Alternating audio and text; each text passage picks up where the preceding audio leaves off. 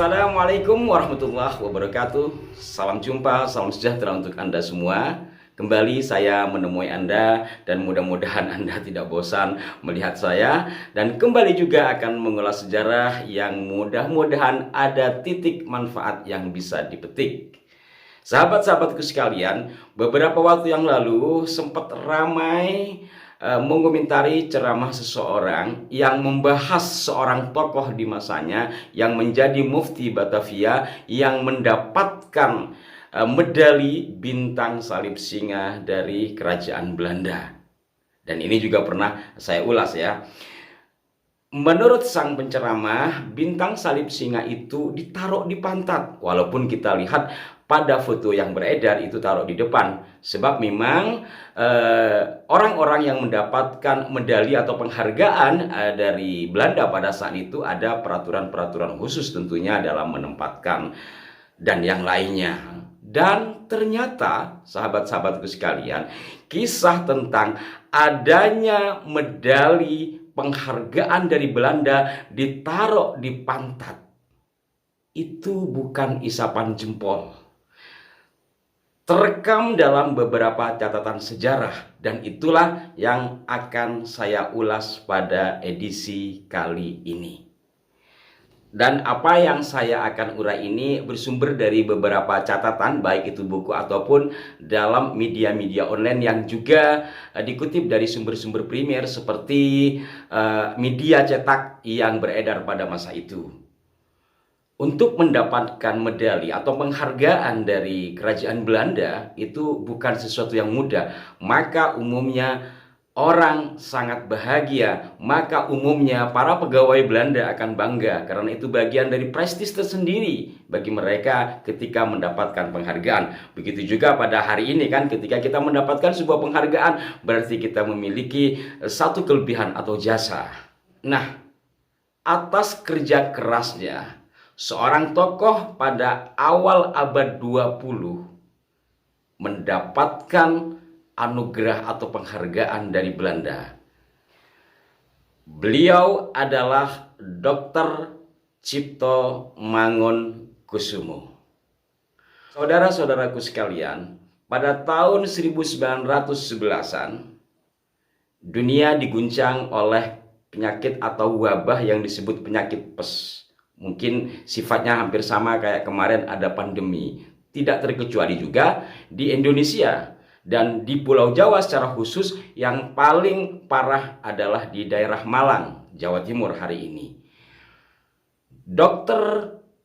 Cipto Mangunkusumo turun ke lapangan untuk memberikan bantuan pengobatan. Bahkan dikisahkan dalam berbagai sumber ya, beliau datang tanpa menggunakan masker. Yang pada saat itu dokter-dokter Belanda ogah, tidak mau, bukan hanya karena takut kena tular, tetapi karena juga urusan dengan rasisme pada saat itu.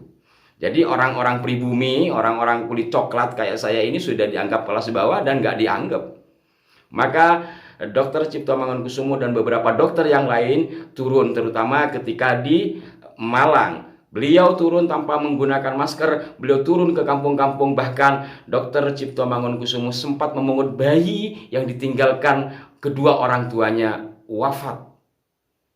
Dan bayi itu kemudian dirawat hingga kemudian disekolahkan. Atas kerja keras Dr. Cipto, kemudian beliau mendapatkan penghormatan dari kerajaan Belanda, walaupun tidak disampaikan langsung oleh Ratu Wilhelmina, tetapi disampaikan oleh Gubernur Hindia Belanda. Diinformasikan oleh media Tirto, berkat usahanya membasmi wabah pes di Malang, kerajaan Belanda memberinya bintang penghargaan. Koran Perniagaan edisi 15 Juni 1912 memberitakan bahwa seorang dokter Jawa bernama Mas Cipto Mangunkusumo telah dianugerahi Rider in the Order van Oranje Nassau. Tetapi bintang emas itu tak sampai setahun di tangannya. Ia pindah dari Solo ke Bandung pada 1912.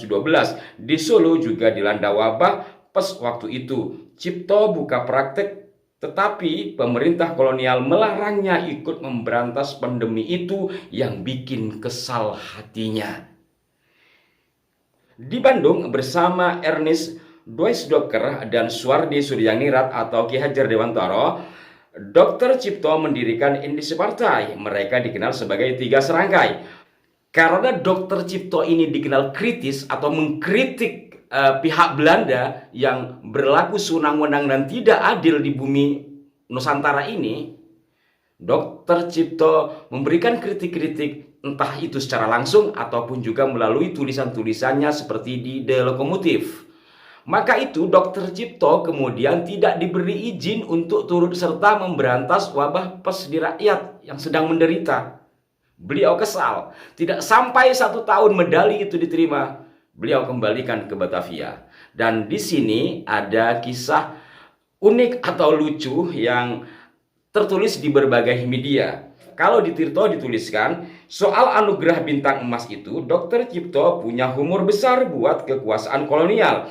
Ia bawa si bintang itu ke Batavia untuk dikembalikan ke si pemberi. Si bintang itu ia taruh di dekat pantat. Jadi, bila ada serdadu yang harus hormat pada anugerah Ratu Belanda Wilhelmina, si serdadu harus hormat kepada bokong Dr. Cipto.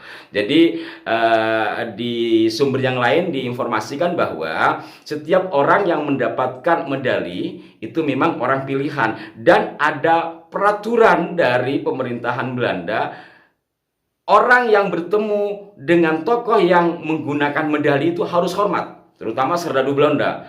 Maka karena Dr. Cipto meletakkan medalinya itu, di sumber lain disebutkan di saku celana bagian belakang, ya di pantat-pantat juga ya.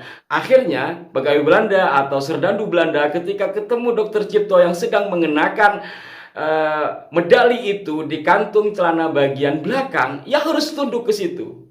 Maka kisah tentang adanya medali penghormatan dari Ratu Belanda ditaruh di pantat, menurut beberapa sumber ini bukanlah isapan jempol, tetapi ini terjadi atau dilakukan oleh seorang dokter Jawa, Dr. Cipto Mangunkusumo, yang sampai hari ini namanya diabadikan di RSCM Jakarta. Buah dari perjuangan Dr. Cipto memang tidak main-main, tidak mendapatkan 100 atau 30 ribu gulden. Beliau harus dibuang. Beliau dibuang ke Madura, beliau dibuang ke Jambi, kemudian ke Palembang, Bandung, Banda, sampai ke Indonesia bagian timur. Hingga akhirnya dalam pembuangan itu beliau mengalami sakit. Dan beliau tidak mau kembali lagi ke Jawa walaupun rekannya membujuk ketika saat itu beliau ada di Banda. Saya tidak akan kembali ke Jawa selama hak politik saya dilarang oleh Belanda. Maka akhirnya beliau dipindahkan ke Bali dan kemudian ke Sukabumi, lalu beliau menghembuskan nafas terakhirnya pada 8 Maret 1943. Beliau dimakamkan di Taman Makam Pahlawan Ambarawa. Semoga perjuangan Dr. Cipto bisa kita lanjutkan, dan semoga kisah ini menginspirasi bagi kita semua bahwa betapa tirani penjajahan itu telah meluluh lantakan kemanusiaan, dan muncullah sejumlah tokoh, diantaranya adalah Dr. Cipto Mangunkusumo. Mudah-mudahan bermanfaat dan menginspirasi kita semua. Mohon maaf jika ada kekeliruan. Sampai jumpa. Wassalamualaikum warahmatullahi wabarakatuh.